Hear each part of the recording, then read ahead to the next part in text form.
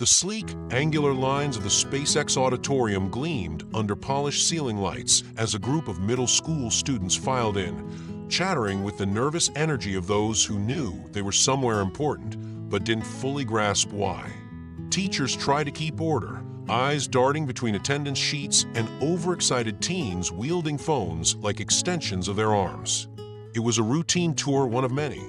These visits were part of an educational outreach initiative SpaceX had quietly funded for years. No one expected anything extraordinary to happen, especially not today, except for one girl. Sofia D'Angelo entered the auditorium silently, blending in with the crowd at first glance. Her uniform was slightly oversized, sleeves rolled clumsily at the wrist. She kept her backpack tightly zipped even though most students had already spilled their notebooks onto their laps.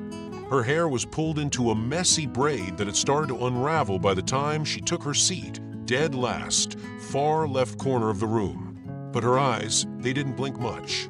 They didn't flicker between text messages or scan for familiar faces. Her gaze was locked forward with an intensity that made her seem older than 12. Sofia wasn't just there for the field trip. She was there for something else, though she couldn't have explained what.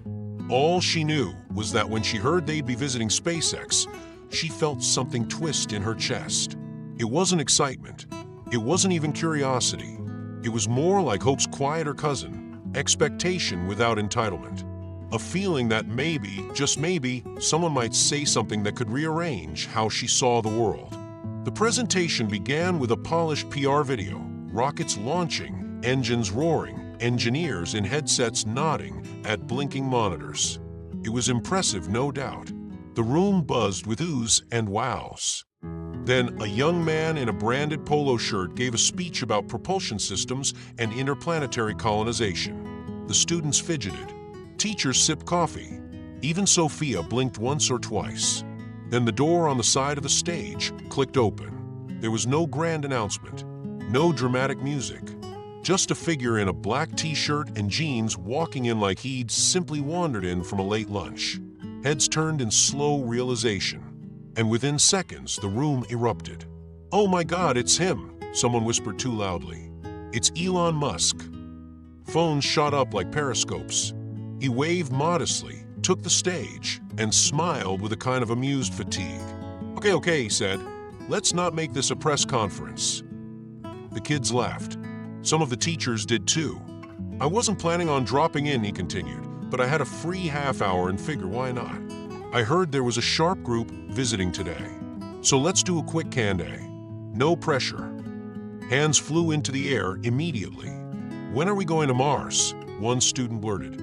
Elon nodded, gave a short, thoughtful answer about timelines and terraforming. "How do the rockets land upright?" another asked. He launched into a simplified explanation, adding a bit of humor to keep the room alive. A boy up front wanted to know how rich he was. Elon sidestepped it smoothly, making a joke about student debt. But then something changed. A single hand rose quietly in the far back. It wasn't frantically waving like the others. It was steady, deliberate. Elon noticed, squinted against the stage lights, and pointed. "Back row by the exit sign. You." Sofia lowered her hand, stood, and spoke clearly. "Have you ever failed to help someone because you were afraid?" The room froze. Even the teachers, who had long since zoned out, leaned forward. The other students looked from her to Elon, then back again. It wasn't just the question, it was how she asked it. No dramatic tone, no challenge in her voice, just sincere, raw curiosity, like she genuinely wanted to understand the heart of him. Elon blinked. For the first time that day, he hesitated. He looked down at the floor, then up, then directly at her. "Yes," he said softly, "I have." There was no follow-up, no explanation, just that one-word admission. And in its simplicity, it hit harder than any long-winded response ever could. Sofia nodded, sat back down. The room was so quiet you could hear the air conditioning hum. Elon glanced at the coordinator on the side of the stage. "I think I'll stick around a few extra minutes," he said. The rest of the Q&A continued, but something had shifted. Elon was more present now, more human. He stopped treating the kids like an audience and started engaging them like people. He asked questions back, laughed at their jokes. By the end, students were buzzing, but not about Mars or rockets. They were whispering about the girl in the back who asked Elon Musk something no one else dared to. After the session, Elon approached the coordinator quietly. "That girl," he said. "Sofia, I think. Could I speak with her for a minute?" Sofia was gathering her things, oblivious. When the teacher tapped her shoulder and said, "Mr. Musk would like to talk with you," she thought it was a prank. But moments later, she found herself in a small, glass-walled conference room, sitting across from one of the most recognizable figures on Earth. He didn't talk about rockets. He didn't talk about school. He asked, "Why did you ask me that?" She looked him straight in the eye. "Because people like you, people with power, I think sometimes you forget how scary it is for the rest of us. Not to do something bad, but to do something good, especially when it hurts." Elon nodded slowly, hands folded. "You're right," he said, "and I needed that reminder today." They sat in silence for a beat. Then Sofia pulled a folded piece of notebook paper from her backpack and set it on the table. "This is something I've been working on," she said. "It's a weird idea, but maybe someone like you could actually do something with it." He unfolded it carefully.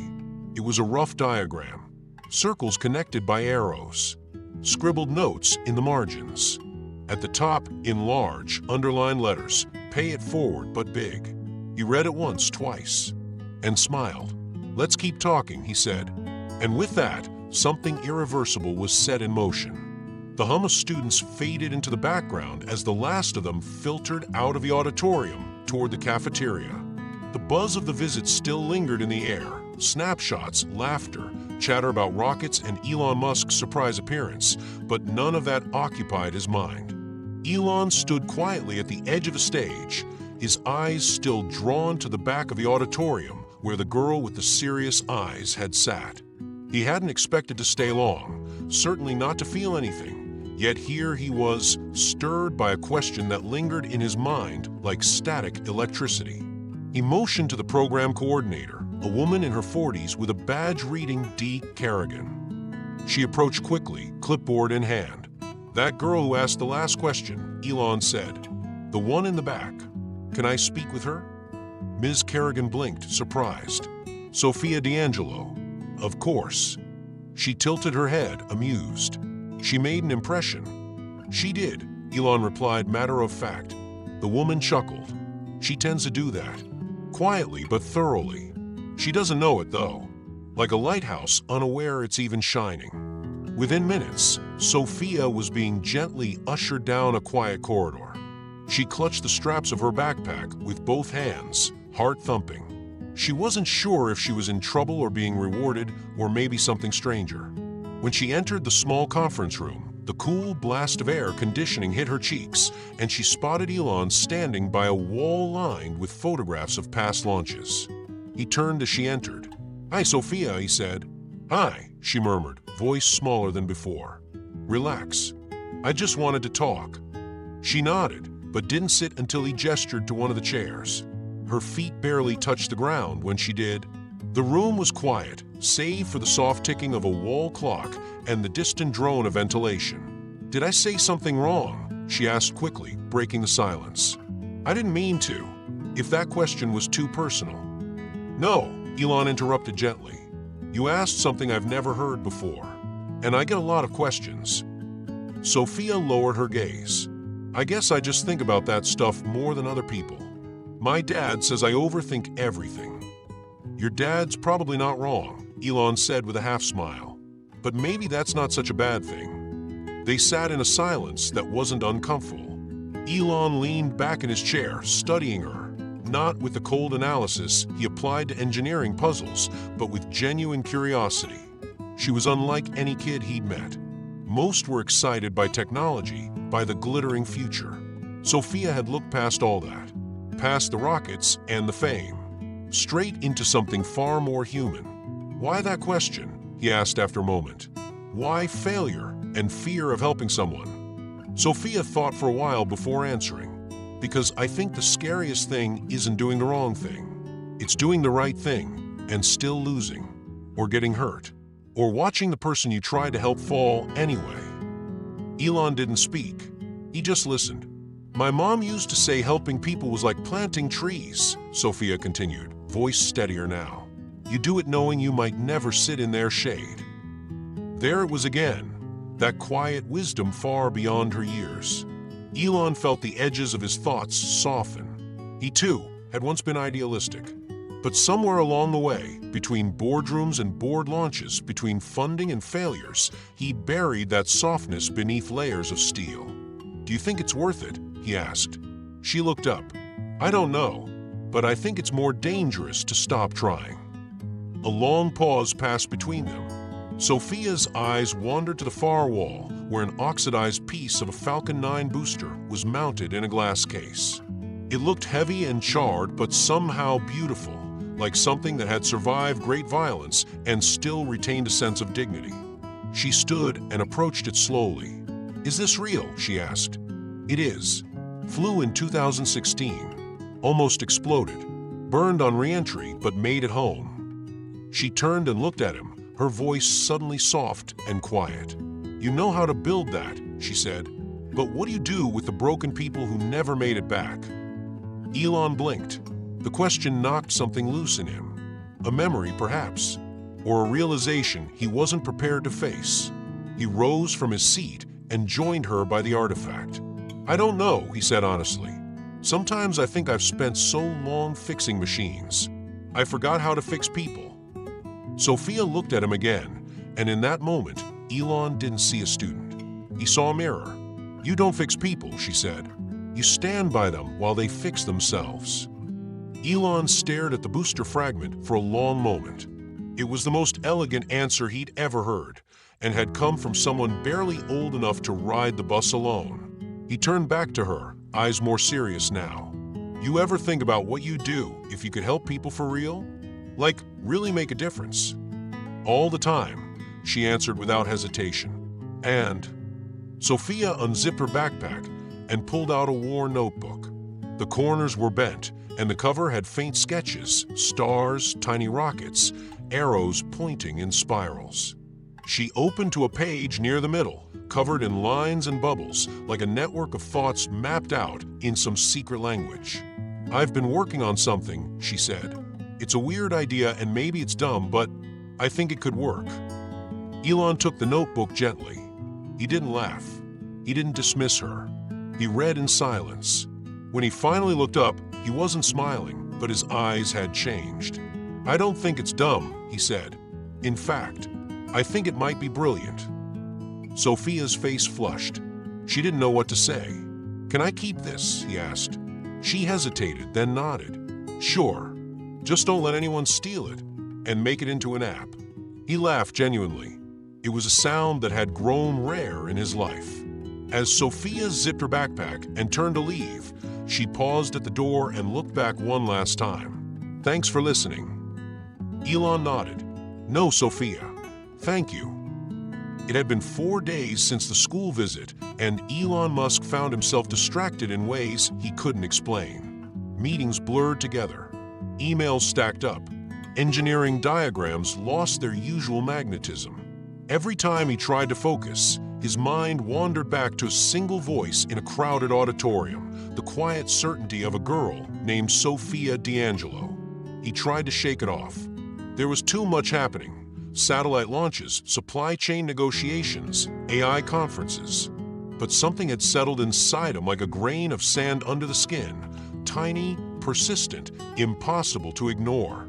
On the 5th day, he stopped resisting. He called Anna from his personal team, the one he trusted when things needed to be handled quietly. She had that rare mix of discretion and tenacity that made her invaluable. I need you to find out more about someone, he said. Sofia D'Angelo, 12 years old, visited with a school group, Italian last name, lives in Las Vegas. Anna didn't ask why. She simply said, give me a few hours. Elon didn't pace.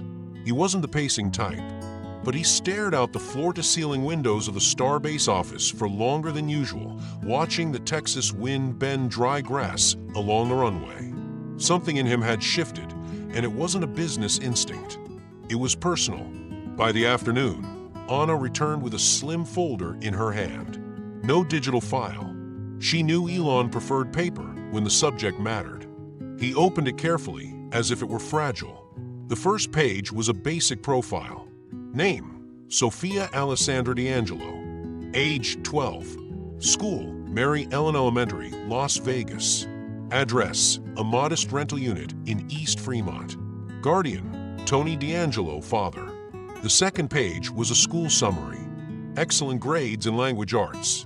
Above average in science. Below average in math, but with a teacher's note, more capable than she thinks. No disciplinary issues. Frequent tardiness. No extracurriculars. The third page held the weight. Family background. Tony D'Angelo, former concert pianist, once performed with regional orchestras. Struggled with opioid addiction after the sudden death of his wife, Maria D'Angelo, in a car accident 3 years prior. No reported income. Has refused city outreach programs twice. Listed as Sofia's sole guardian. No other relatives documented. Attached was a scanned note from a social worker dated nearly a year ago.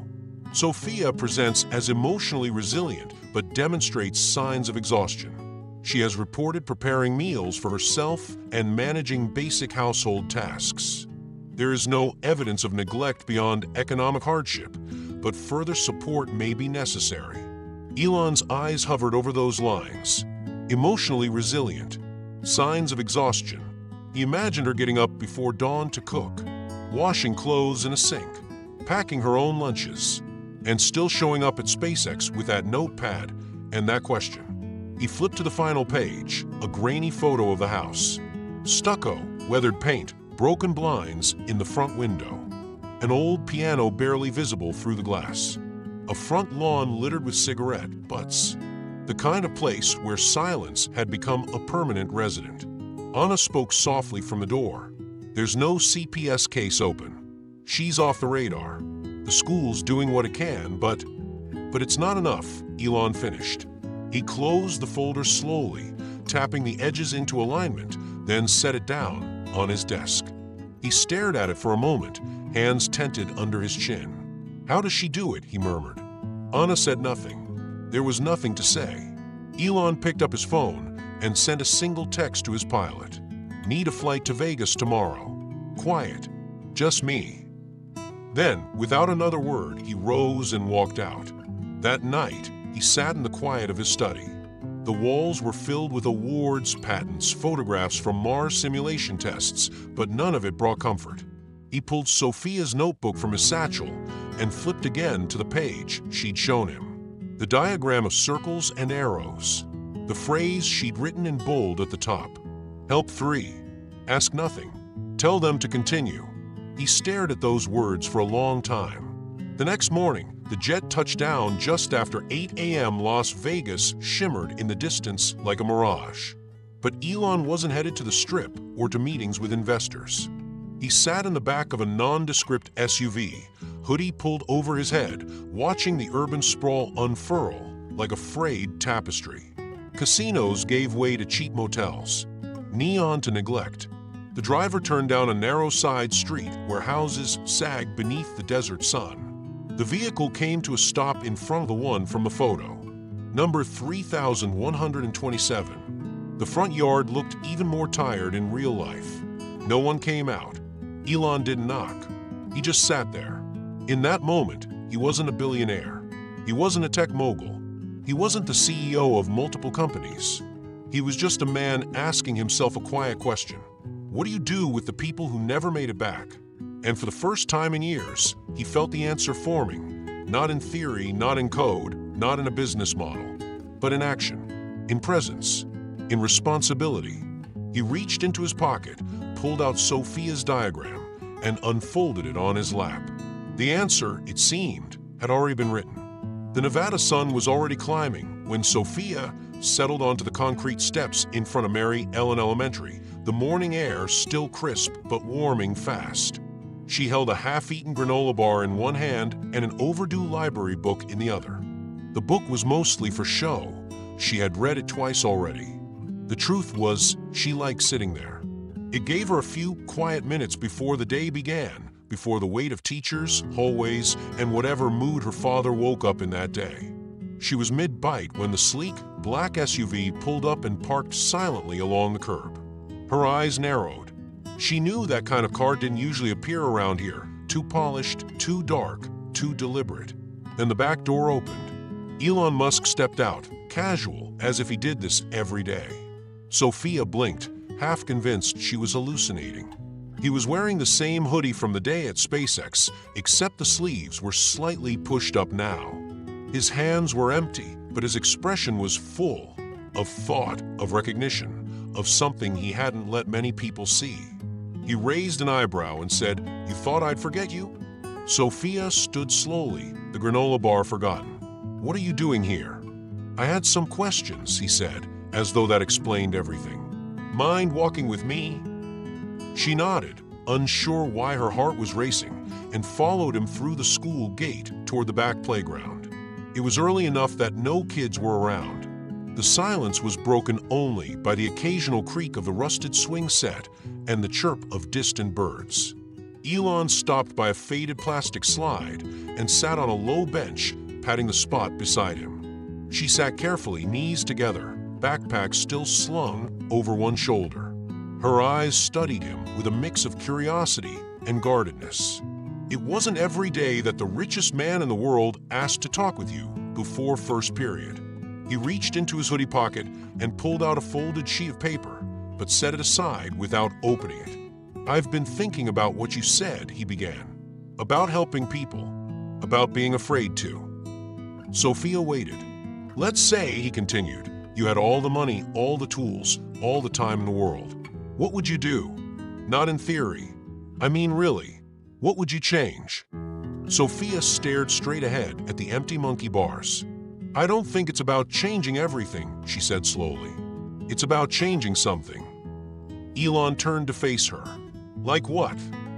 She paused, looked up at the sky, squinting into the light, then reached into her backpack and pulled out a pencil. He handed her the piece of paper from earlier, now unfolded.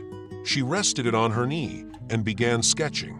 Her strokes were confident, like she had done this before, in different notebooks, in different moods. What emerged was a network of circles, 3 at the top, then 9 below, then 27, all connected by arrows. "It's like this," she said. "You start by helping 3 people. Not like giving $1 or holding a door. I mean real help. Deep.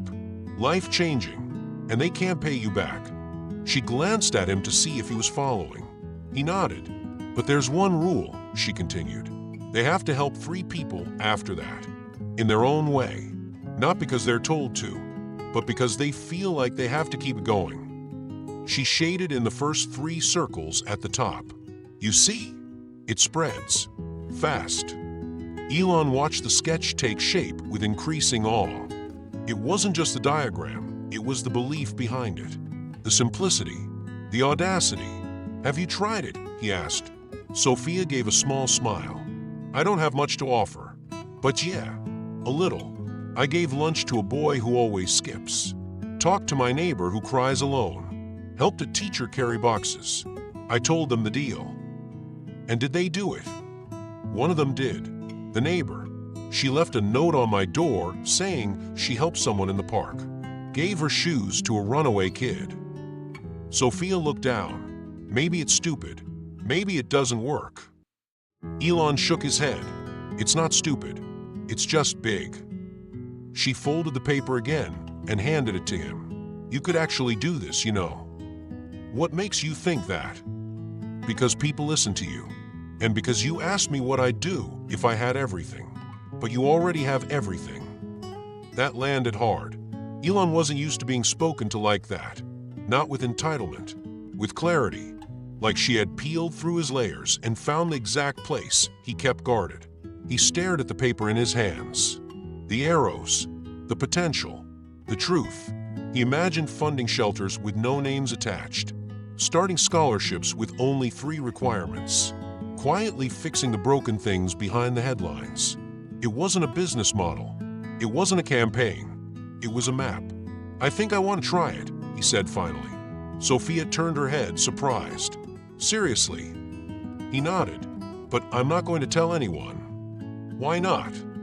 Because it's not about being seen. It's about being felt. She looked at him for a long time, then said something he didn't expect. You might be the first grown-up who actually listened to me. He didn't respond right away. He just folded the paper again, carefully, and slid it into his pocket. The bell rang faintly in the distance. Sofia stood and dusted her skirt. I have to get to class. Elon stood too. Hey, he said, if this works, you won't just change a few lives. She smiled.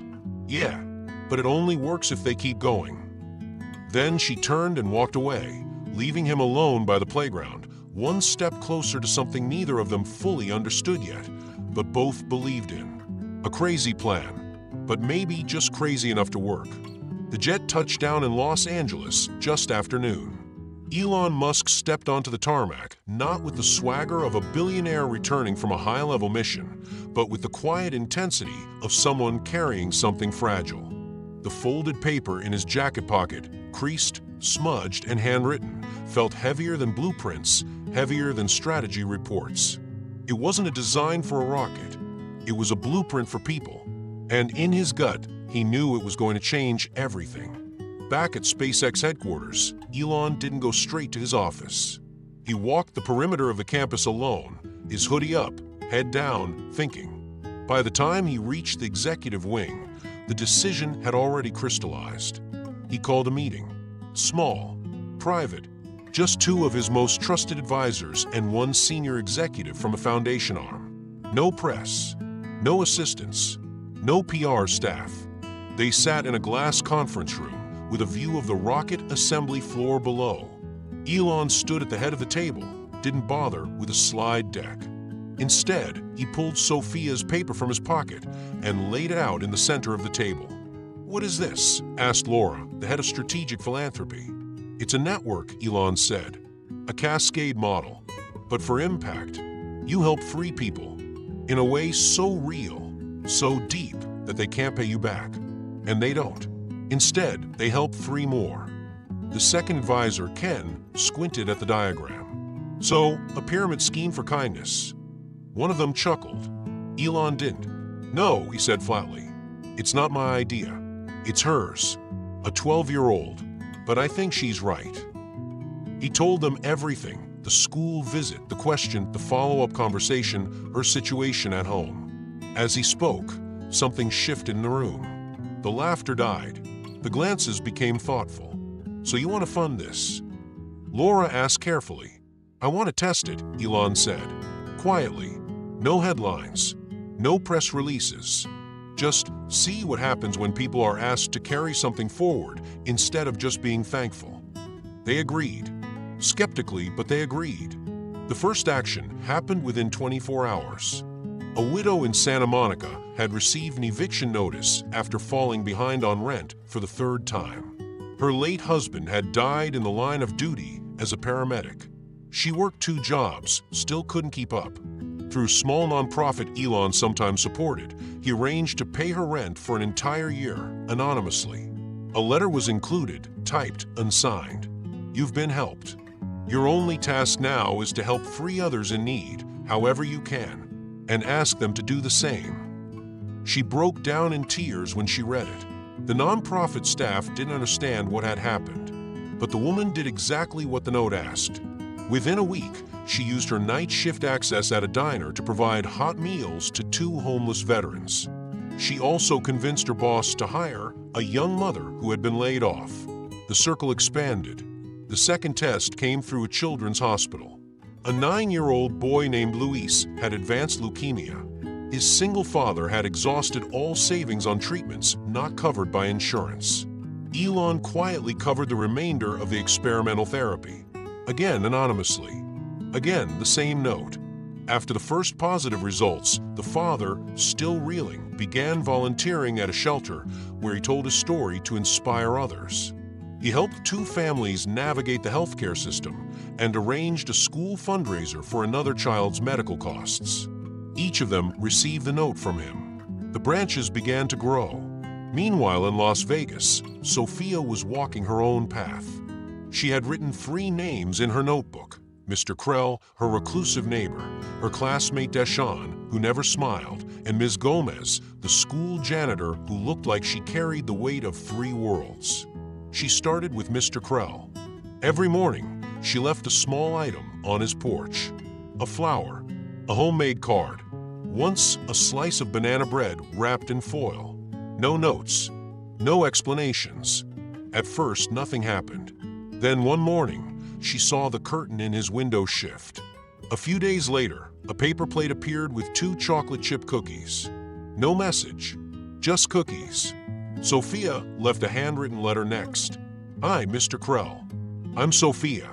I live next door. If you ever want to sit in the sun, I'll be on the steps after school." That's all. He didn't come right away. But one Friday afternoon, as golden light poured across the broken sidewalk, he emerged slowly, wearing a too large cardigan and sunglasses. He didn't speak, just sat beside her and let the sun touch his face. They sat like that for 20 minutes.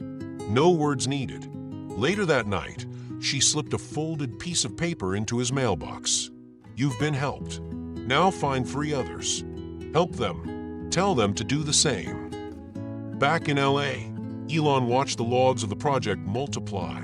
His assistants, sworn to secrecy, tracked each story. Some made him laugh, some made him weep. He read each line carefully, then hung the entries on a private corkboard in his office, arranged like roots. At the center, pinned with a gold thumbtack, was Sofia's original diagram.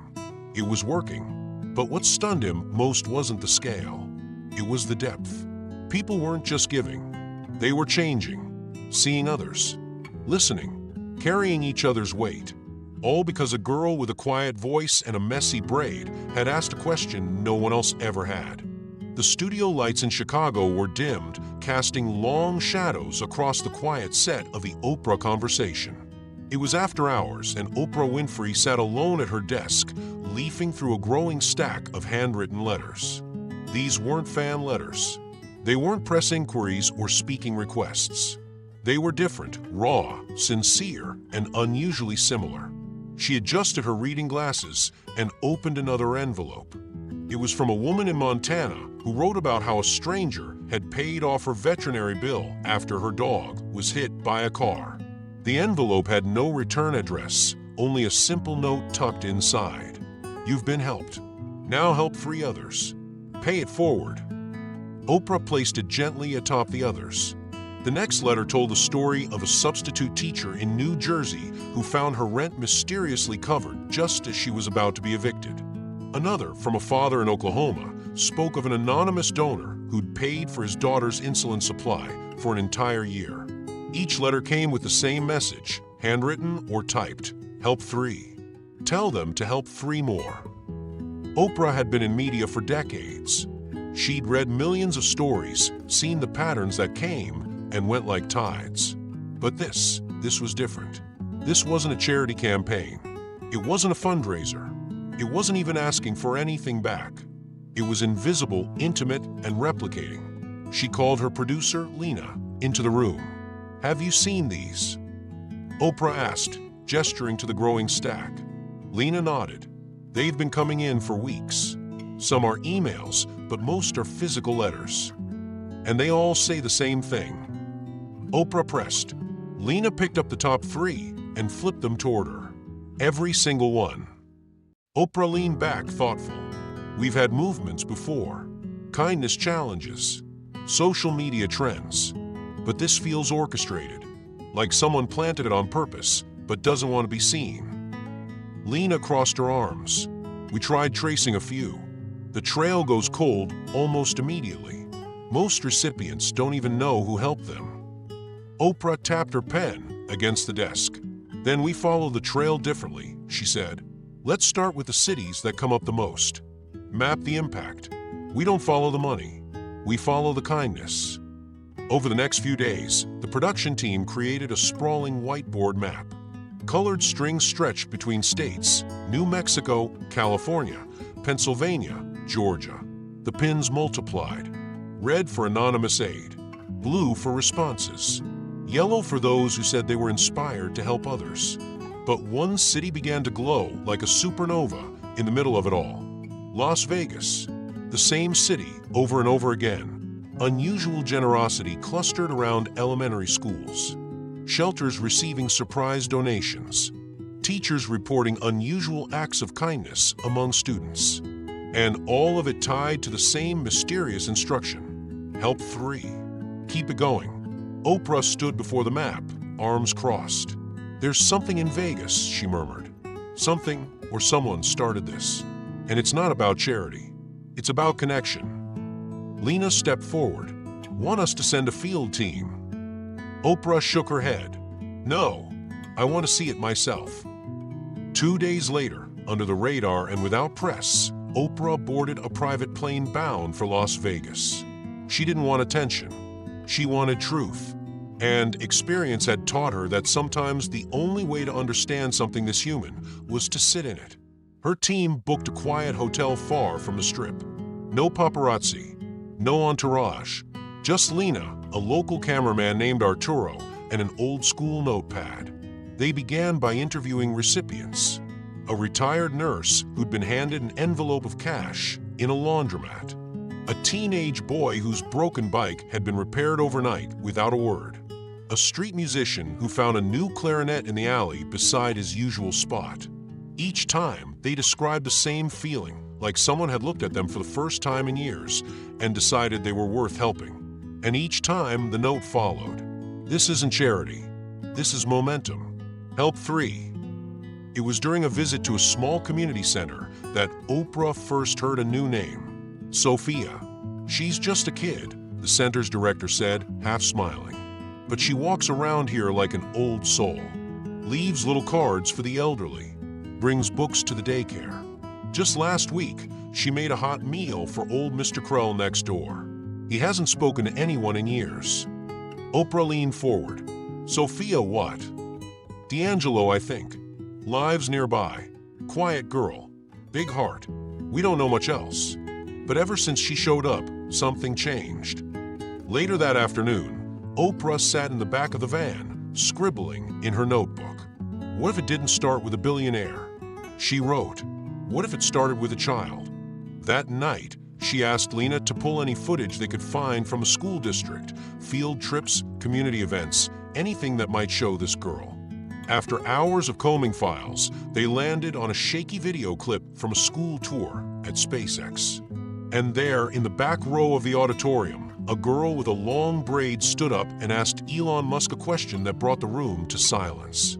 Oprah paused the video, zoomed in, and whispered, "Found her." The fluorescent lights buzzed faintly above, humming their sterile rhythm into the stillness of the small, shared room. Tony D'Angelo blinked slowly, disoriented. The mattress beneath him was firm, unfamiliar.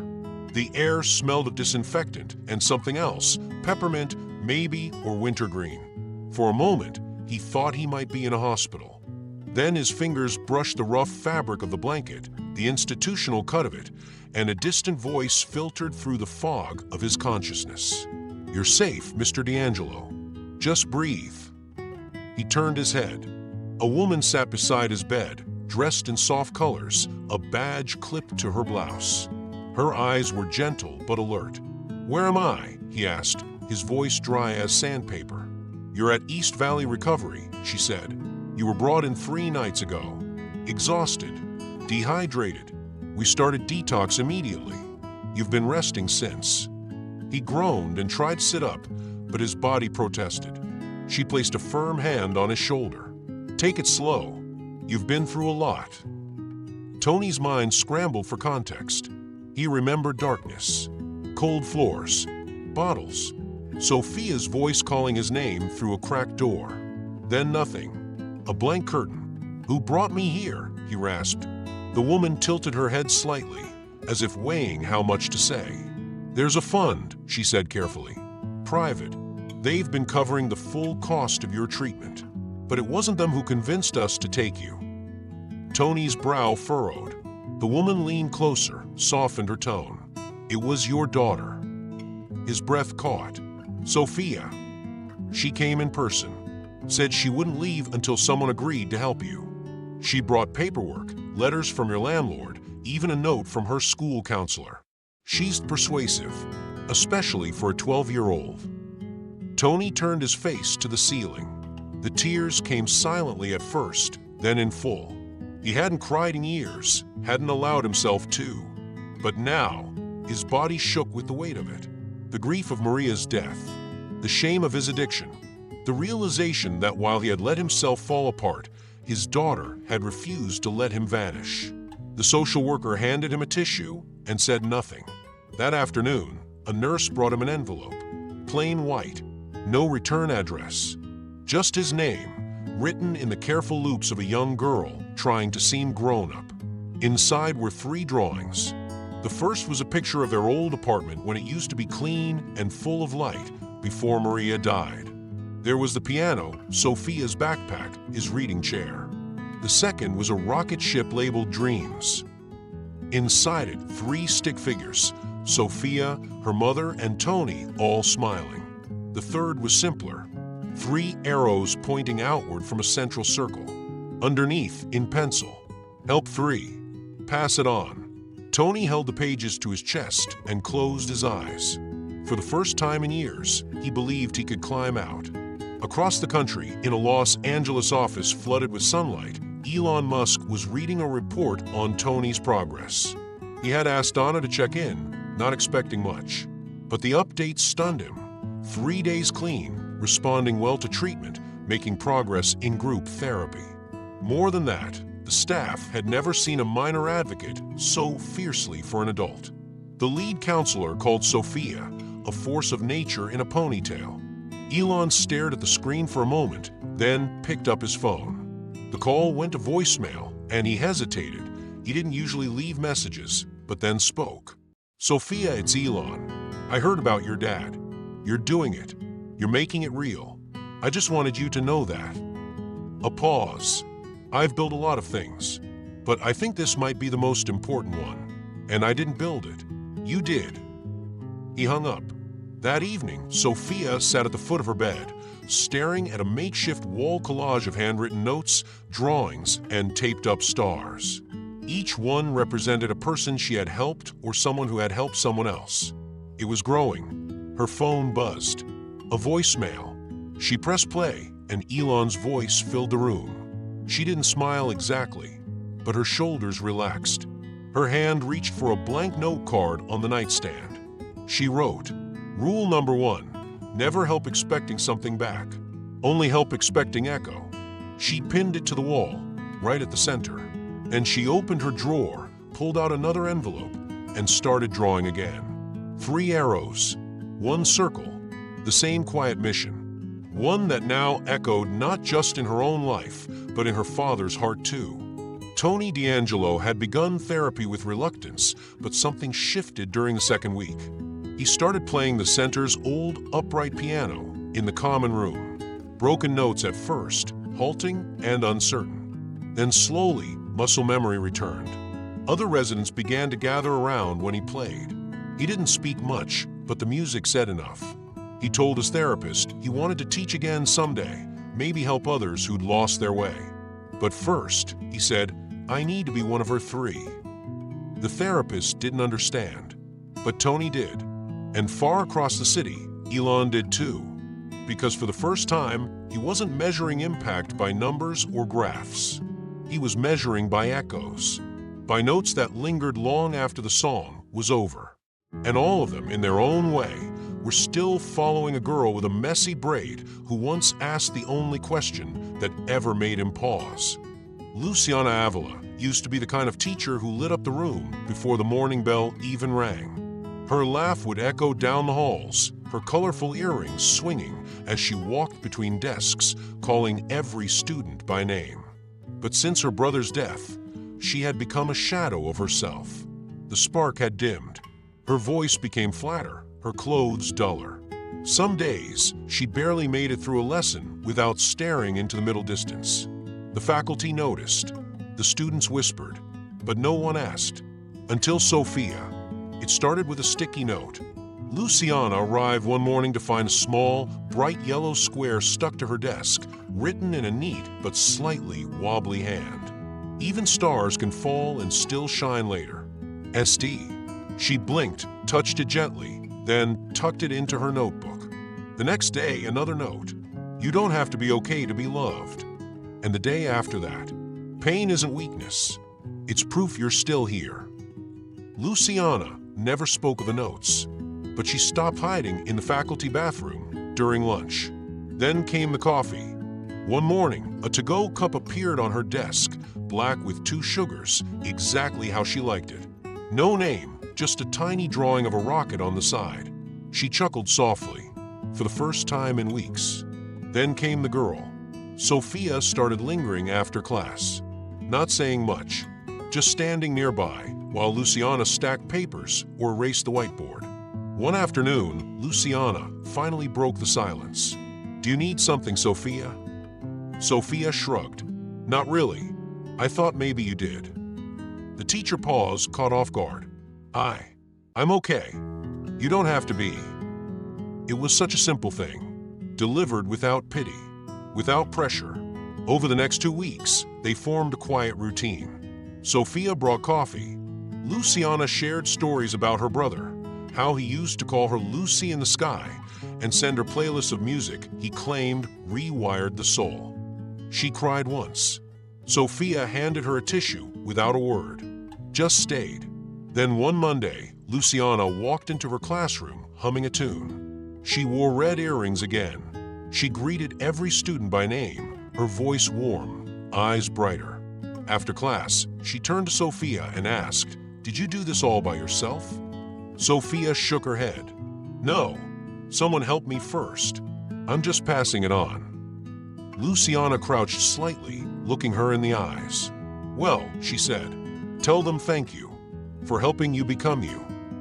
That afternoon, Sofia went home and updated her notebook. Under Luciana, she drew 3 lines branching out, question marks at each end. It wasn't her job to control what came next. She had done her part.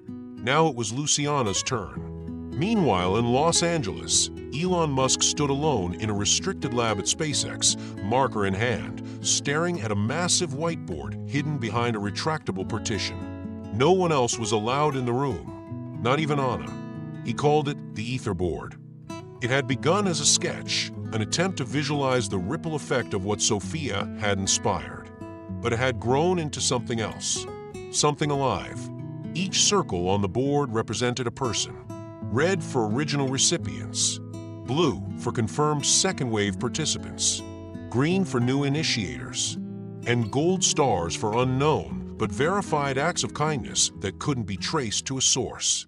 He drew branches with care, like a gardener tending vines. The lines weren't perfect, some crooked, some dotted, but they all led outward. At the very center, one name, Sofia D. It was underlined 3 times. He stood there for nearly half an hour, adding 2 new branches, one from a woman in Santa Cruz who had donated her kidney to a co-worker's father, and another from a former inmate in Arizona who used his severance to buy 3 strangers bus passes and groceries. All connected, all spreading. But what struck Elon most was the tone of the stories. These weren't grand gestures of wealth. They weren't tweets. They were quiet, private, intimate. A widow inviting a lonely neighbor for dinner. A teenager fixing bikes for kids in his trailer park. A bus driver handing out hand warmers on cold mornings. He traced the lines again, murmuring to himself, roots. That's what they were.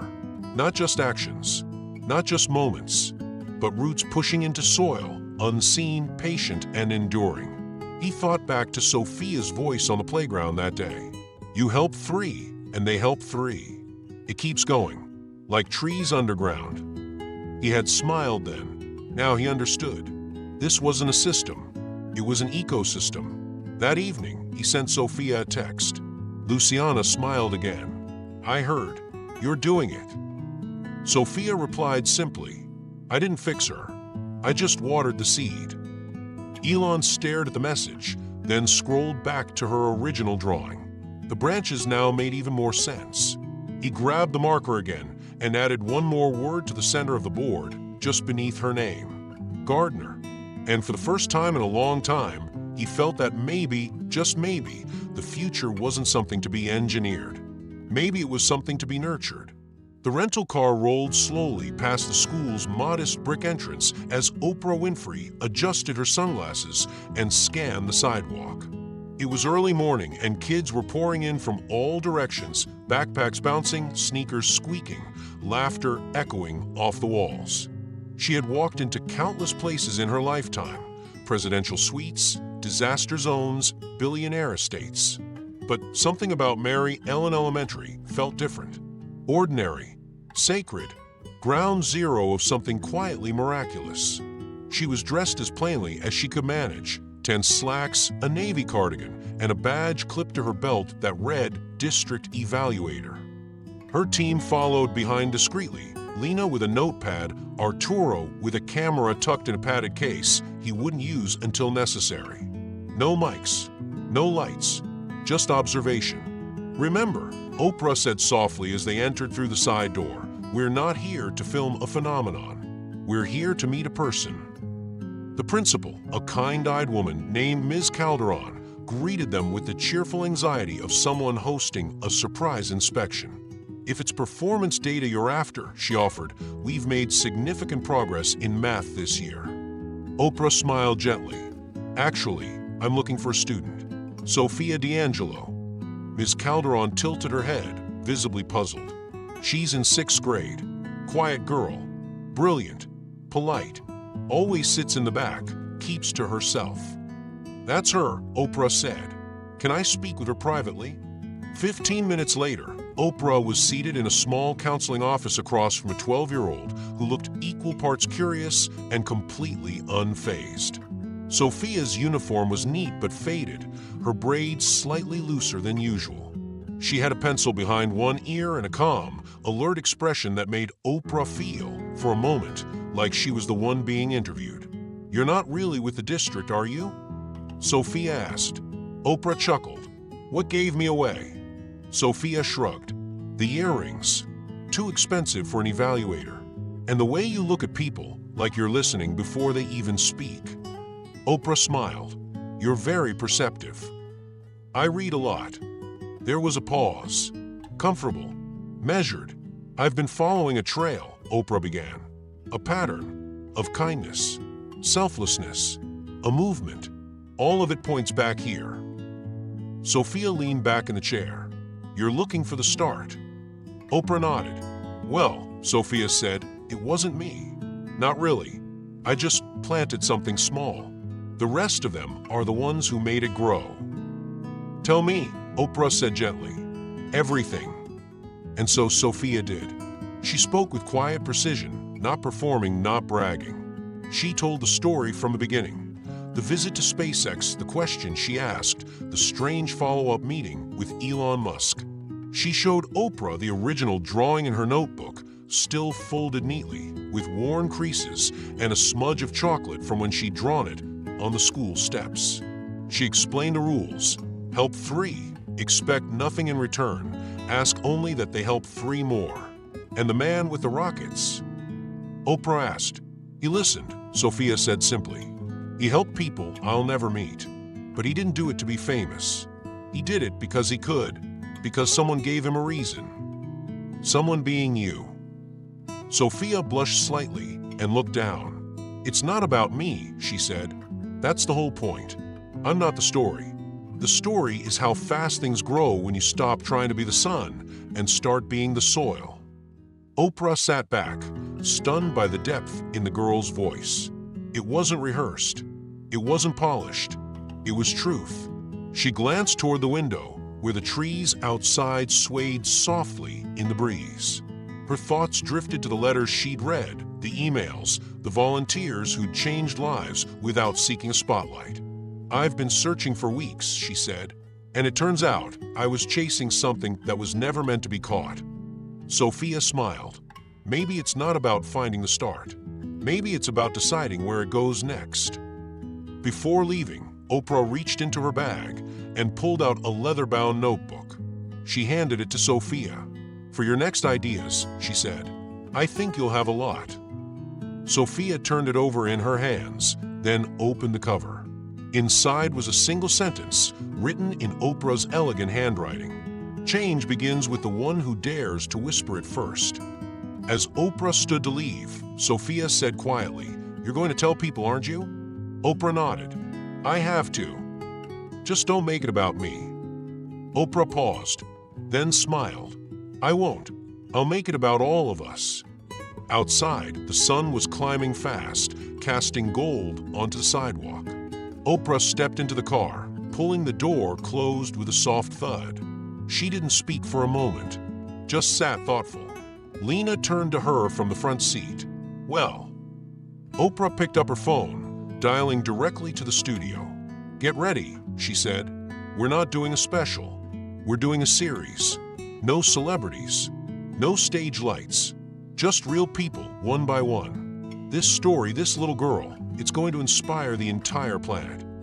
The factory floor at SpaceX pulsed with energy as robotic arms danced through precise motions, welding and assembling the future one spark at a time. Engineers moved quickly between workstations, their eyes locked onto screens and readouts, rarely lifting their heads.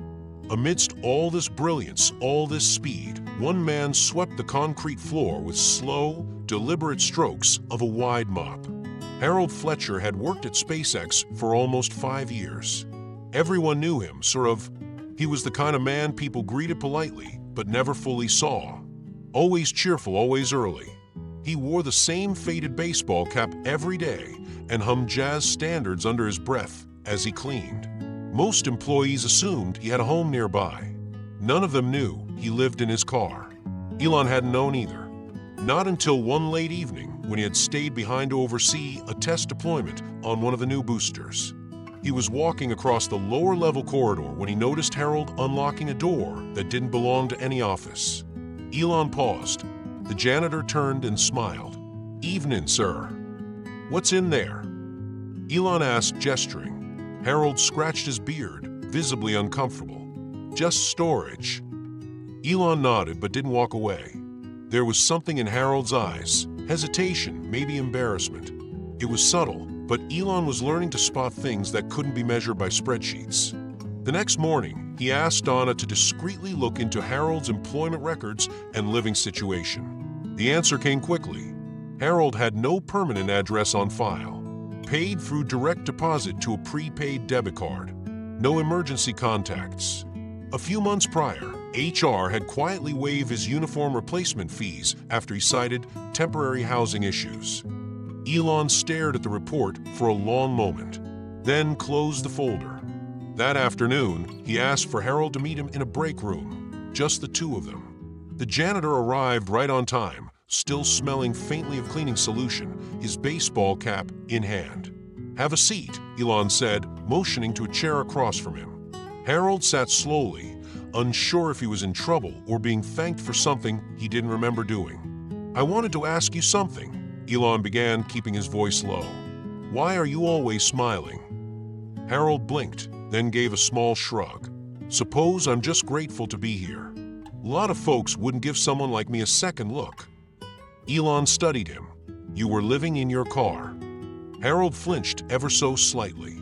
Still am. Not anymore.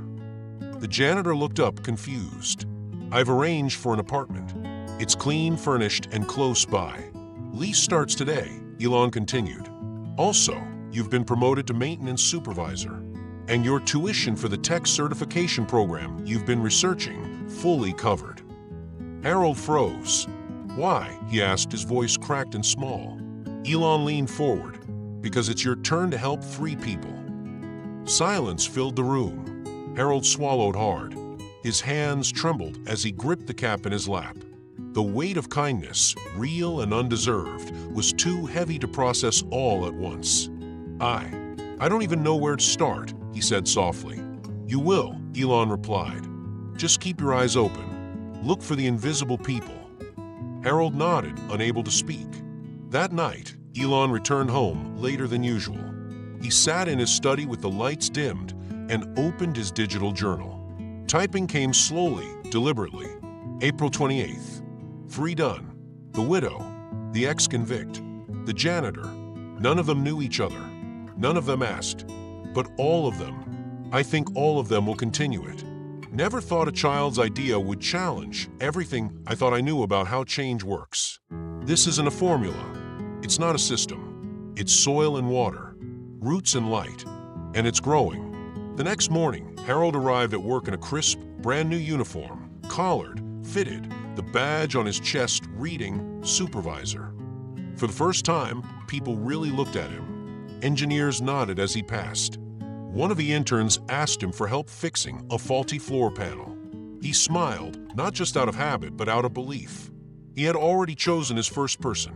Maria, the cafeteria worker who never took her breaks and sometimes skipped meals herself, received an anonymous gift card for groceries in her locker that evening. Inside the envelope, a note. You've been helped. Now help 3 others.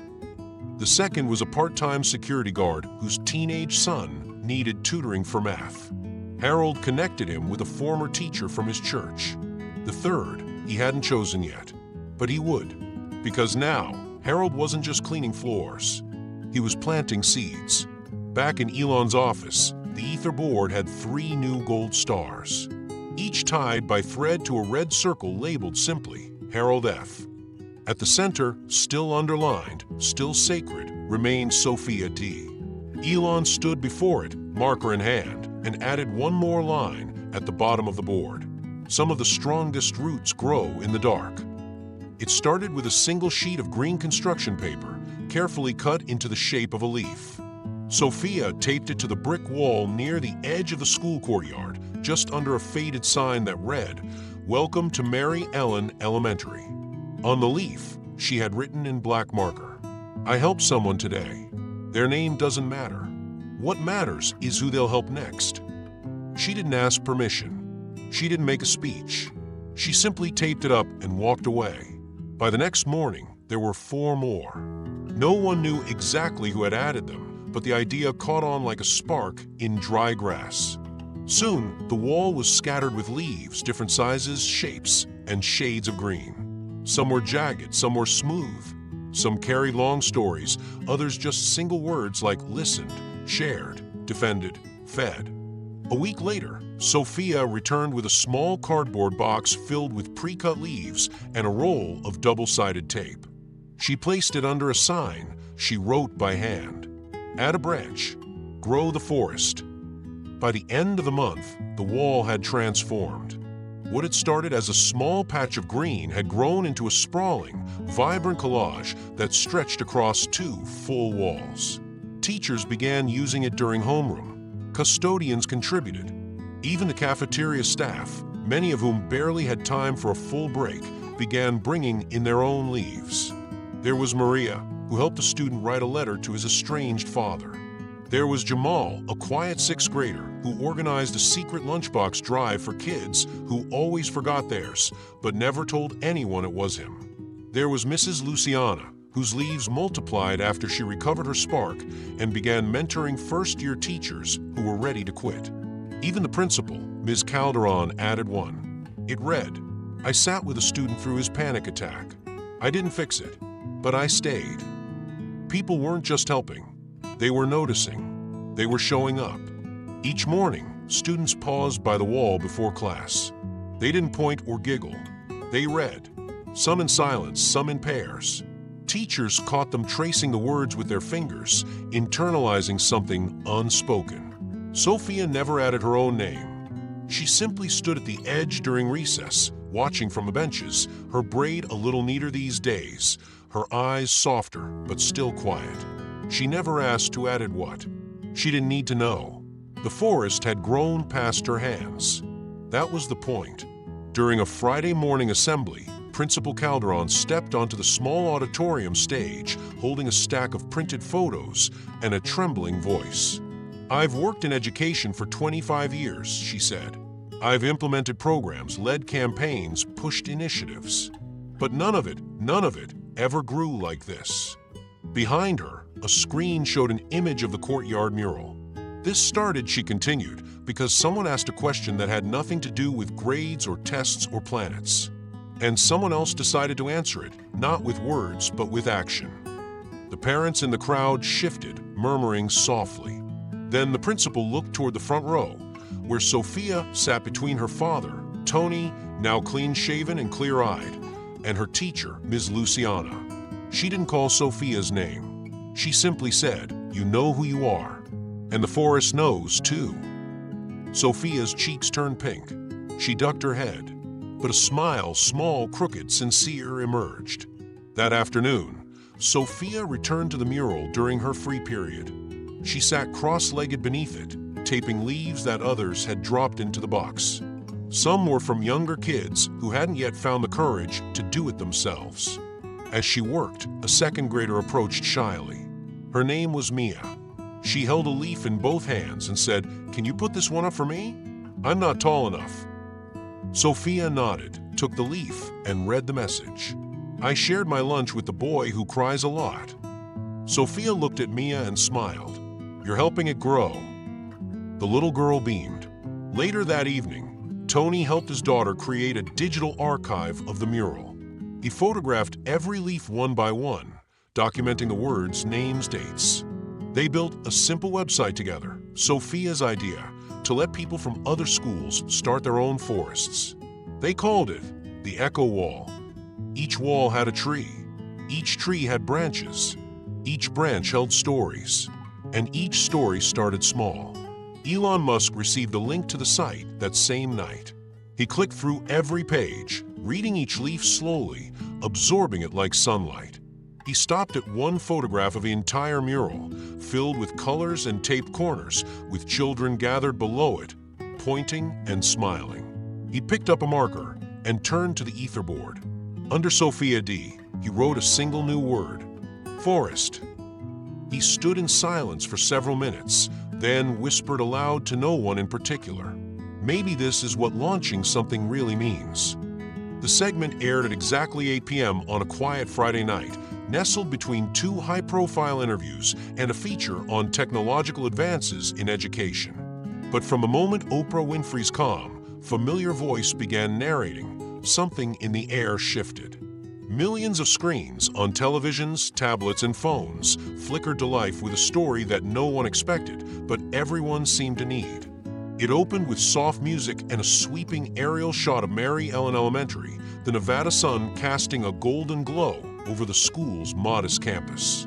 Then came the mural, the wall of green leaves, bright and fluttering like a living organism, spreading across the courtyard brick by brick. Oprah's voice broke through the silence. In a world that often praises speed, dominance, and self-promotion, one quiet girl chose to plant something instead. The next scene showed Harold Fletcher sitting in his newly furnished apartment, his SpaceX maintenance supervisor badge clipped to a crisp polo shirt. He spoke slowly, voice thick with emotion. "I didn't think anyone saw me. And then someone did. And now I'm trying to see others." Then came Luciana Avila, the teacher who had once drowned in grief, now standing in a vibrant classroom with walls covered in student artwork. She held up a small, coffee-stained sticky note with a quote. "She left this on my desk. And I don't think she knows it, but it saved me." The piece wove story after story, small kindnesses that had sparked bigger ones, people helping without expectation, creating ripples that flowed into entire communities. And then the girl herself. Sofia appeared, sitting on a wooden bench beside the mural, the late afternoon light casting a warm halo around her. She wore her uniform, her braids slightly loose as always, fingers gently folded in her lap. She wasn't dramatic. She didn't perform. She just spoke the way she always did, direct, humble, certain. It wasn't about me. I just had an idea, but people made it real. I think the world was already waiting for something to believe in, something small and honest. Oprah's closing monologue played over a final montage, children taping leaves to new murals in Boston, elderly women handing out handwritten notes in Houston, strangers hugging outside of a soup kitchen in Detroit. We live in times that celebrate the loudest voice, but maybe we've forgotten that the gentlest echoes travel farthest. One girl, one question, One forest of kindness. This is how we grow. The screen faded to black, and then the world erupted. Within minutes, the hashtags began trending. Hashtag help3, hashtag the echo wall, hashtag be like Sofia. People from around the globe posted videos, photos, testimonials, moments of compassion sparked by a child's simple rule. A grandmother in Italy gave her pension money to help a struggling neighbor. A high schooler in Brazil paid for 3 classmates' school supplies.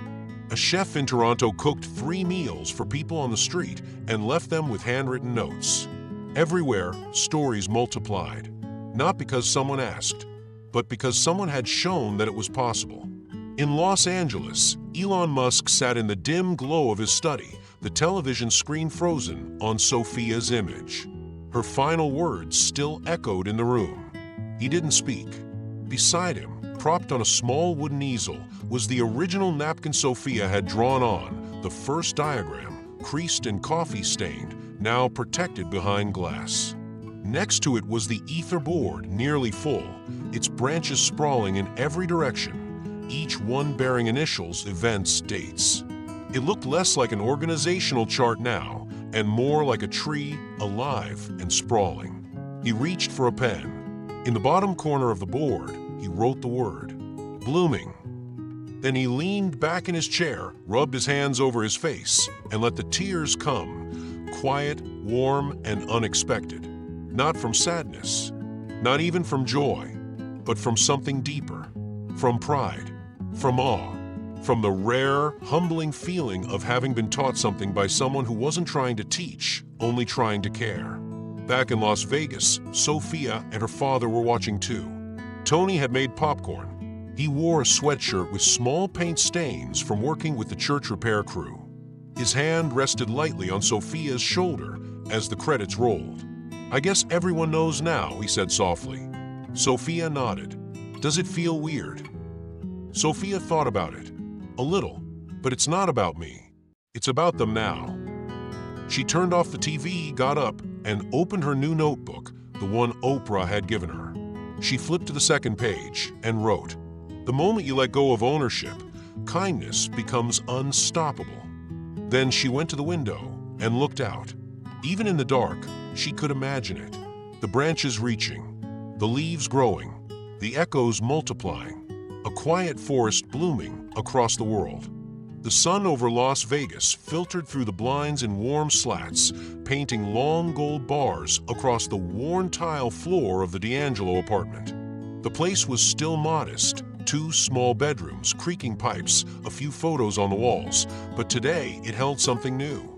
Something soft and steady, like breath returning after a long time underwater. Tony D'Angelo stood at the door, his duffel bag slung over his shoulder, thinner than he had been in years. His dark hair, now flecked with gray, was combed neatly to the side. The lines on his face were still there, but they no longer looked like ruins. They looked like roads. Sofia opened the door before he could knock. She didn't leap into his arms. That wasn't how they worked. Instead, she stepped back gently and motioned him in. "Come on, I made dinner." He entered slowly, pausing at the threshold like he wasn't sure he was allowed to come home yet. The room smelled of tomato sauce and warm bread. On the small table, 2 mismatched plates were set, cloth napkins folded in triangles. A single candle flickered, slightly crooked in a reused jam jar. Tony's eyes shimmered. "You did all this?" he asked, voice cracking. Sofia nodded. "Yeah, but before we eat, we should talk." He sat down cautiously, placing the duffel at his feet like it still held some part of the past. He looked at his daughter. There was something different in her gaze, not just strength. Authority. Purpose.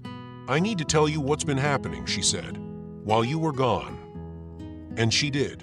She told him about Elon Musk and the school trip, about the question she'd asked and the look on Elon's face when he couldn't answer. She told him about the drawing, the 3 circles, and how it had become something much bigger than she'd imagined. "I picked 3 people to help," she said. "Mr. Krell, Ms. Luciana, and Deshawn. I think they're helping others now." Tony's brow furrowed. "Deshawn? "A kid in my class," she smiled. "He used to hide in the corner and pretend to be invisible. Now he volunteers at the library on Saturdays. He says books saved him. Maybe they did." Tony listened, eyes fixed on hers. "And then came the mural," she continued. "And Oprah, and the segment on TV. You probably saw it." "I did," he whispered. Sofia folded her hands. "You don't have to, but I was wondering, if you wanted, you could be my number 4. Tony blinked, confused. "I thought it was just 3. She shrugged. "Yeah, but maybe some people need a 4th. Maybe I do."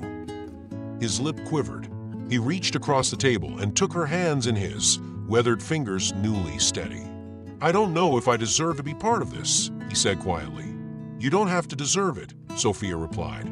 "You just have to keep it going." Tony bowed his head, tears sliding down, without shame this time. They sat like that for a while, hands locked, the candle flickering between them. Dinner went cold, but neither of them noticed. The next week, Tony visited the Glenview Senior Center for the first time in years. He didn't go with an announcement or a mission, just with a piano, an old upright setting used in the corner of the community room. Dust lined the keys. Tony rolled up his sleeves, sat down, and pressed a single note. Then another, and another. His fingers remembered more than he expected. He played for an hour that day. The first song was Clair de Lune, because Maria had loved it. The second was Somewhere Over the Rainbow, because Sofia had once sung it off-key when she was 5, spinning in circles with spaghetti sauce on her face. By the time he reached the third song, a few residents had gathered. They didn't applaud.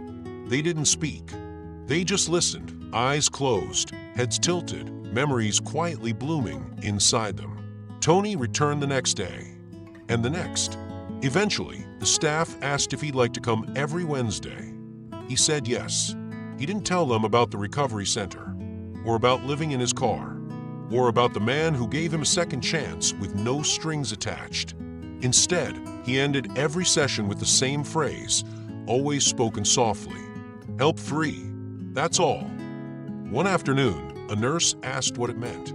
Tony smiled. "It's like a key. It doesn't open doors for you. It opens them for someone else." At home, Sofia updated her notebook again. Under the header Tony, my number 4, she drew a small piano and 3 arrows underneath. She didn't know where they pointed, but she trusted they were moving. The mural at school had reached the cafeteria hallway now. The leaves were no longer only green. Students began adding blue for joy, gold for courage, purple for healing. It had become not just a tree, but a living canopy of color and meaning. And now, beneath one of the newest branches, there was a leaf in slightly slanted handwriting. Played music for people who needed it. Felt like I needed it too. T.D. Sofia recognized the initials. She smiled. She didn't frame the note. She didn't photograph it. She just touched it gently as she passed and whispered to herself, "Roots." By the second month after Oprah's broadcast, the movement had grown beyond anything even Elon could have imagined. What had started with a child's sketch and a quiet ripple through a Las Vegas school had now become a worldwide current, unmapped, ungoverned, and unstoppable. It wasn't a trend. It wasn't a campaign. It was a shift in the way people viewed their capacity to matter. In the foothills of southern India, a farmer named Rakesh stood before his modest plot of land during the final days of harvest. The soil had been generous that year, and while most in the region would have taken their yield straight to market, Rakesh did something that made his neighbors stop in stunned silence. He loaded half of his harvest, sacks of rice, lentils, and sweet onions, onto a borrowed cart and delivered them, without fanfare, to families in 2 drought-stricken villages nearby. When asked why, he simply held up a note written in careful English. "I was helped.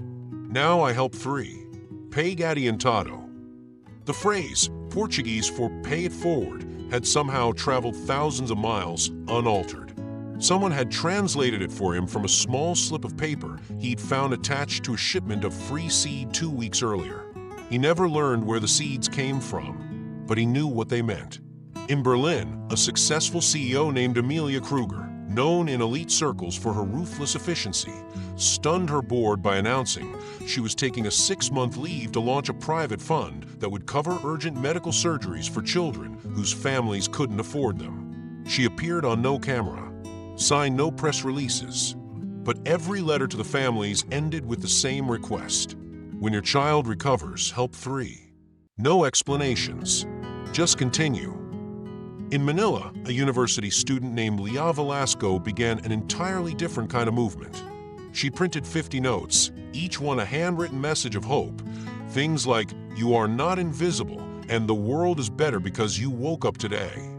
Then, just before dawn, she rode through the city on a rented scooter and placed each note into the baskets of public bicycles stationed across the capital. When people found the notes, they did what had become almost instinctive by then. They helped someone else. One returned all the bikes to better locations. Another paid for a stranger's coffee.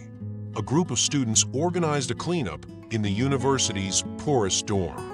And all of it traced back to paper, ink, and one phrase repeated again and again: "Pay Gadiantado." Across social media, the hashtag Help3 appeared in 147 countries in the same week. Artists created murals. Street vendors offered kindness discounts. Retirees baked and delivered bread to strangers. Entire classrooms dedicated their semester projects to designing acts of goodwill. In Geneva, a representative at the United Nations paused a human rights briefing to mention the phenomenon. "We've seen movements powered by outrage," she said, "but this one is powered by quiet intention. It doesn't ask for justice. It builds it 3 acts at a time." Reporters from every major news outlet scrambled to uncover the movement's origin. Most landed on one name, Elon Musk. But when approached, Elon refused every interview. In a rare public appearance, he stood at the edge of a launch pad at Starbase and addressed a group of journalists gathered for a different reason. "Everyone keeps asking if I started this," he said, his voice steady. "But I didn't. I listened. I was lucky enough to hear someone younger and wiser than me ask a question I couldn't ignore." He looked down for a moment, then back up. "Her name is Sofia. She's 12, and the only blueprint she followed was her heart." Even some of Elon's most aggressive business rivals began to change course.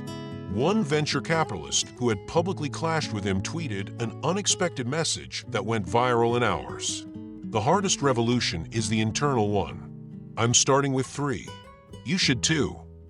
There was no center, no rules, no monetization, no app to download, just people helping people, sometimes with money, sometimes with time, most often with presence. And all of it grew like roots underground, quiet, slow, steady. In small towns in Argentina, cobblers repaired shoes for free. In refugee camps in Jordan, children shared their only toys. In a prison in upstate New York, inmates pooled their commissary funds to support an injured guard's family. None of them had ever met each other, but all of them had heard the whisper: "Help 3. Expect nothing. Just echo." Sofia, meanwhile, remained largely out of the spotlight. She continued attending school, watering the mural, listening, drawing new diagrams in her notebook when she couldn't sleep. Sometimes people recognized her in public and tried to thank her. She always answered the same way: "I didn't start anything. I just planted what someone else already had in them." Her father began to accompany her to events. He never said much. He carried a small folding keyboard with him and sometimes played soft piano melodies before Sofia spoke. At one school in San Diego, he played a rendition of "Let It Be" that brought the entire auditorium to tears. That night, Sofia looked out at the audience and said quietly, "My dad's one of my 3, and now he's planting trees of his own." The applause lasted for nearly a full minute. Back in Los Angeles, Elon updated the Ether board. There were no more blank spaces left, only thin paths curving off the edges like ivy. He considered expanding it, but then decided against it. Instead, he sat down and opened his digital journal once again. Entry global. It's everywhere now, and no one can own it. Not me, not a company, not a brand. It belongs to whoever carries it forward. like a torch or a seed. This is how you build something that can't be sold. This is how you grow a world. The morning sun hung gently over Las Vegas, casting a warm glow over the city's community plaza, which had been transformed into something entirely new. Rows of white chairs were lined up in perfect formation, flanked by potted trees borrowed from local nurseries. Volunteers handed out paper leaves and markers to arriving guests, encouraging them to write acts of kindness and tape them to a towering wooden structure at the back of the stage, a replica of Sofia's school mural, now called the Global Tree. The mayor's office had planned every detail meticulously. The sound system was tested 3 times. The event banners fluttered in the light breeze, each bearing the phrase, "Start with 3." But backstage, Sofia D'Angelo stood stiffly beside Elon Musk, clutching the edges of her note card with both hands. Her braid was a little tighter than usual, her school uniform replaced by a simple white dress and a denim jacket. She looked uncomfortable, and not because of the crowd. "I don't want to go up there," she said, not whining, just plainly. Elon crouched slightly to meet her gaze. "You don't have to." She blinked. "But they want me to." "They want to thank you," he said, "but you didn't do it for that." She nodded slowly. "Then go," Elon said, "not for the applause. Go because every word you say up there might plant another 3.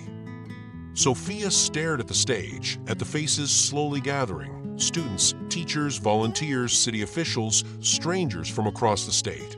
She took a breath and gave a small nod. "Okay." When the mayor took the microphone, the plaza was nearly full. News cameras stood quietly behind the crowd, not interrupting, simply documenting. On stage, a large banner read, "The Seed of Kindness, honoring Sofia D." The mayor spoke warmly, introducing the movement's reach. Over 40 countries touched, tens of thousands of acts documented, millions more invisible, but no less real. She invited Elon Musk on stage, who simply said, "She asked a question I couldn't answer, and instead of forgetting it, I followed it." Then the moment came. Sofia stepped onto the stage, the note card trembling slightly in her hand. She didn't speak right away. The audience held their breath. Then, with a voice smaller than a whisper but stronger than steel, she began. "If you're waiting to have everything before you help someone, you'll wait forever." She paused. Her fingers tightened on the card. "You don't need money. You don't need power. You need time. You need ears. You need courage." She looked up for the first time, scanning the crowd. Teachers who had once seen her as quiet and fragile, neighbors who had once offered condolences without knowing what to say, and her father, Tony, standing near the front row with one hand resting on the keyboard he brought just in case she needed a song to fall into afterward. "I didn't start this," she continued. "You did. Everyone who chose to act instead of wait. Everyone who helped 3 without asking for anything back. This isn't about a girl with a question. It's about you. About what happens when you believe you're enough to make something change." There was silence. Not the awkward kind. The sacred kind. The kind that settles deep in the chest and makes people lean forward instead of clapping. Then, one by one, 3 children stepped onto the stage beside her. The first was a boy no older than 8. He clutched a crumpled paper leaf and spoke into the mic. "I helped my neighbor take care of her dogs when she broke her foot. She said I'm her hero." The second, a girl with braids and braces, shared, "I made lunch for a kid at school who always says he's not hungry, but I know he is. Then I helped his mom find a job. I asked my uncle." The third was a shy teen in a hoodie. "I helped my dad quit drinking. Then I helped my cousin go back to school. Then I stayed up with a kid I didn't even know because he said he wanted to disappear." The crowd didn't cheer. They cried. And Sofia did too. Her hands dropped to her sides. The card fluttered to the stage floor. She didn't need it anymore. She turned slightly, catching Elon's gaze in the front row. He gave her the smallest nod. A proud, steady smile. Oprah, seated nearby, wiped her cheek and whispered to her producer, "We're not filming this. Not today. Some things are meant to stay sacred." As the children stepped down, Sofia remained on stage for just one more moment. She looked up at the mural behind her, the thousands of leaves now stretching toward the sky. She whispered, just loud enough for the microphone to catch, "This isn't the end. It's the planting season." And with that, she stepped down. That night, social media lit up with images of the event, but not of Sofia. Only of the mural, of the children, of handwritten leaves that said things like, "I forgave someone. I walked my grandma to the store instead of watching TV. I stayed instead of walking away." No stage lights, no filter, just roots, just growth, just the start of a forest no one could stop. The courtyard at Mary Ellen Elementary was empty that afternoon, the echo of laughter and footsteps long since faded beneath the golden hush of late sunlight. The paper leaves of the great mural swayed gently in the breeze, some newer, some weathered by sun and rain, all of them still clinging to the brick wall like memories refusing to fade. Elon Musk stepped through the school's back gate alone. No entouraje, no cameras, just a man in a dark jacket and scuffed sneakers, hands in his pockets, head slightly bowed. The security guard at the side entrance had nodded and let him in without question. By now, everyone in the building knew his face, but more importantly, they knew why he was there. He walked slowly along the length of the mural, fingers brushing lightly against the paper shapes. Each leaf had a name or an act, tiny gestures of kindness recorded like scripture. One read, "I taught my brother to ride his bike without yelling." Another, "I sat with someone I didn't know at lunch." Elon paused at a faded yellow leaf, its corner curling slightly. Written in careful block letters was a single word, "Stayed." He exhaled. That's what this whole thing was about, wasn't it? Not rushing, not inventing, not escaping, staying, remaining, growing. As he moved further down the wall, something new caught his eye, a painting added at the very end of the mural. It was small, barely larger than a notebook, but it stood out with deliberate simplicity. Someone, likely a student, had painted a child's hand reaching up toward the sky. In the hand was a folded paper rocket, crude and slightly bent, drawn with light strokes. The rocket had scribbled engines and flame trails that turned into stardust. It was flying upward, but not into space, into a tree, into the forest. Elon reached out and touched the edge of the image, letting his fingertips rest on the painted paper rocket. For a moment, the air felt heavier and lighter all at once. He sat down against the base of the mural, legs stretched out in front of him like he hadn't done since he was a boy. The concrete was cool beneath him, the sun warming the top of his shoulders. It was quiet, not silent, but the kind of quiet that invites you to remember. And so he did.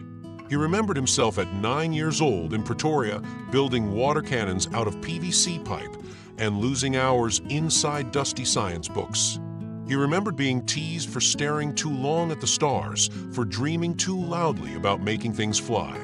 He remembered coding his first game, Blaster, and thinking, "I could do something with this."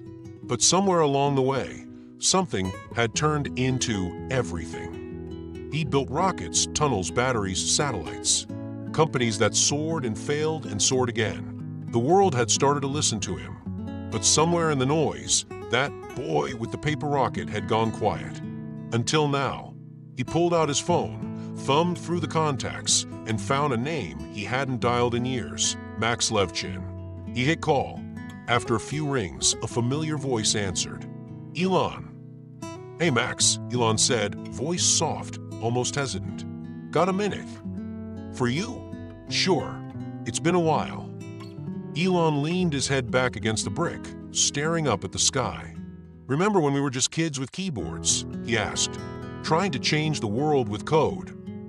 Mox chuckled. "Of course. Back when we thought APIs could fix humanity." Elon nodded to himself. "We were wrong," he said quietly. "It's not code that changes the world. It's people." There was a pause on the other end. "I think," Elon continued, "I forgot that for a while. I kept trying to automate the future. But the future isn't a machine. It's a garden. You can't program roots." Max didn't reply right away, but when he did, His voice was softer. "Who taught you that?" "A kid," Elon said, glancing at the mural. 12 years old. She made a diagram on a napkin that changed more lives than some entire platforms.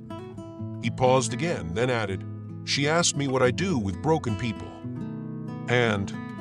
Max asked. I started listening. He ended the call a few minutes later and didn't get up right away. He stayed there under the sky, letting the silence wrap around him. A group of students ran by on the far side of the courtyard, their laughter briefly breaking the stillness. One of them, a girl with glasses and a backpack full of pins, noticed Elon and waved shyly. He waved back. Then he took out a small notebook and scribbled a few words with a mechanical pencil he kept clipped inside his coat. "You can reach the stars and still forget to look at the ground. The most powerful rocket is empathy, and the fuel is listening." He tore the page out and tucked it behind one of the oldest leaves on the wall. Then he stood. He didn't leave right away. He turned back and looked at the mural again, the echo of a child's idea that had taken root in thousands of strangers across continents and languages. And in that moment, Elon Musk, the engineer, the CEO, the man who once dreamed of escaping Earth, realized something profound. He no longer needed to leave the planet to find a better one. He was standing on it. It begins with a hush. No nereszczyn, no soundtrack. Just the steady sound of a pen cap being unscrewed, the soft scratch of ink meeting cloth, and the gentle rustle of paper, leaves moving in a late afternoon breeze. The camera opens on Sofia D'Angelo seated at a table. Not a fancy one, not a studio set. It's a simple wooden desk by a window, with natural light pouring in, illuminating the soft texture of a white cloth napkin laid out in front of her. Her features are calm and focused. The olive tone of her skin glows faintly in the sunlight. Her dark brown braid falls gently across one shoulder. She's older now, not by years, but by what she's carried. In her right hand, a golden pen. The same hand that once drew a childlike diagram on a cafeteria napkin now moves with deliberate precision. 3 arrows, clean, straight, extending outward like rays from a center point. But this time, there is no name in the middle. No Sofia, no initials, no title. She leans forward and, with a single stroke, writes one word in the center of the diagram. You. The camera lingers. There is no music yet, no speech, just that one word surrounded by 3 arrows.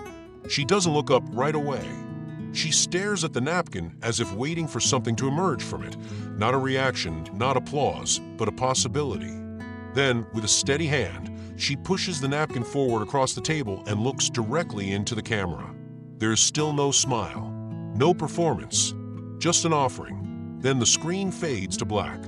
A familiar voice enters, Oprah Winfrey. Her tone is intimate, like she's sitting across from you. Like the camera has turned around, and you're now the one on the other side of that table.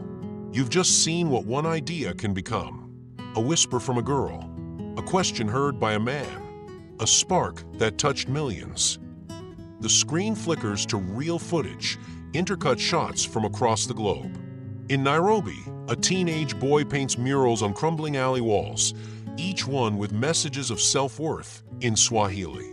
In rural Colombia, an elderly woman stitches blankets for families who lost their homes in a flood. Each blanket carries a sewn tag, Pague Adiantado. In Chicago, a high school janitor volunteers after hours teaching kids to build bicycles from scrap parts, and each child is asked to gift theirs to someone else. Then back to Oprah's voice. They weren't rich. They weren't famous. They weren't waiting for the right time, the perfect tools, or someone to tell them how. They just started with what they had. The next montage widens, a man delivering groceries to a single mother, a girl tutoring her friend in math after school, a street musician handing his day's earnings to a stranger asleep on a bench. The camera zooms in on their hands, their expressions, their eyes, quiet, powerful, and full of purpose. This isn't about a movement. It's about a decision, one you make when no one's watching. The images fade back to Sofia's napkin, now pinned to the center of a new wall, this time a digital wall, glowing slightly, covered in thousands of names and handwritten leaves from viewers just like you. And then the voice comes softer now, almost as if whispered directly into your chest. So we ask you, are you ready to help 3 people who can't pay you back? Are you ready to plant something you may never see bloom? Another pause. Not for likes, not for followers, just because someone helped you once, or because they didn't. The final image returns to the napkin, you circled in the center, the arrows stretching out into blank space. The camera slowly zooms out, revealing it now taped to a new wall in a different school, with new children gathered around it. One writes a name under an arrow. Another adds a heart. Then the screen cuts to black. White text fades in, gentle and centered. Tell us in the comments from which city you're watching and who you're going to help first. The chain starts now. Soft piano music swells, subtle and emotional. One last line appears on screen, faint at first, then bold. It's your turn. And just like that, the screen goes still. No credits, no outro, just you, sitting there, perhaps quietly. And maybe, if only for a moment, you're not thinking about a video or story anymore. You're thinking about someone you could help, someone who won't be able to return the favor. And somewhere in your heart, a small leaf begins to form.